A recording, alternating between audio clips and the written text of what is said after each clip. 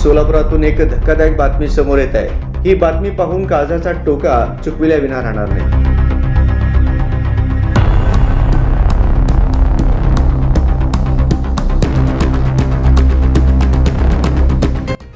ती बातमी म्हणजे इयत्ता 7वीत शिकणारी 13 वर्षाची चिमुकल्या मुलीने रात्या घरी गळफास लावून आत्महत्या केल्याची धक्कादायक बातमी समोर येत आहे।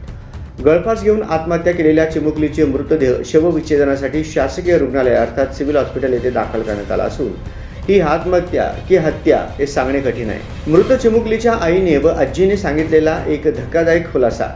चिमुकलीचा बाप श्रीकांत शिंगे याने 8 दिवसाआधी चिमुकलीला आजीच्या सांगण्यावरून खूप मारहाण केला होता।